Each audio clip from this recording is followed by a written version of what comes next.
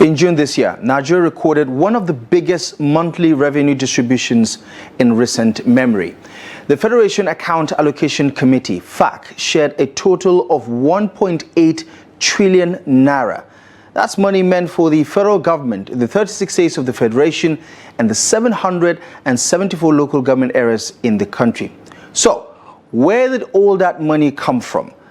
The largest portion, which is over 1 trillion naira, came from statutory revenues, that's taxes, oil royalties, and company profits.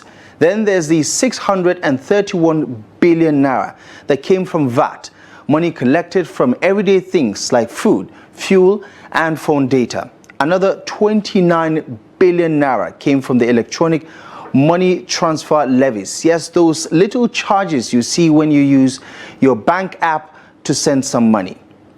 Add to that exchange rate gains and a 100 billion naira boost from non-mineral income. All that brought the total to 1.818 trillion naira. So, how was all this money shared? Well, the federal government, as usual, got the lion's share with 645 billion naira. The states got 607 billion naira, while the third tier of government, the local government areas, received 444 billion naira. And then the oil-producing states took home 120 billion naira as derivation. It is the kind of money that could transform communities, build roads, power hospitals, fund schools, and pay salaries. So what can 1.8 trillion naira actually do for Nigerians?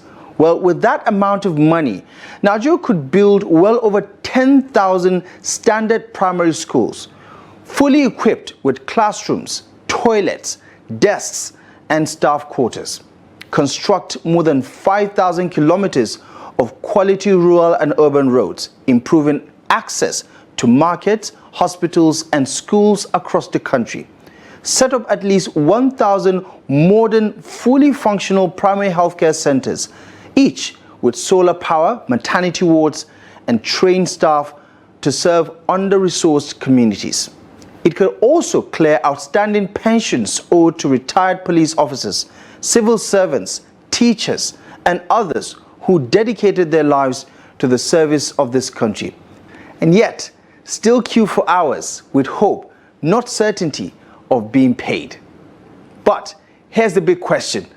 Why don't Nigerians feel the impact? Why are classrooms still overcrowded? Why do hospitals lack basic supplies? Why are communities left in darkness? Why is poverty rising while revenue still grows? And with this kind of revenue, why are still the same governments borrowing? Why is the federal government still piling up debt? Why are some states borrowing to pay salaries even with monthly allocations rising?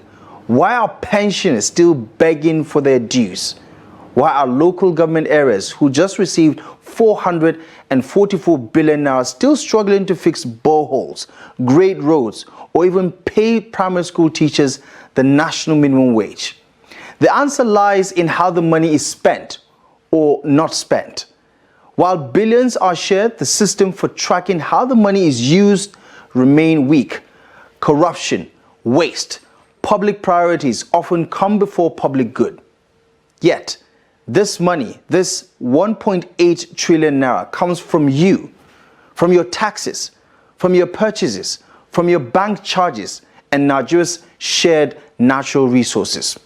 So, we as Nigerian citizens must ask questions, demand transparency, insist that budgets must match real needs, and hold leaders accountable from the top in Abuja to the ward level in your local government area.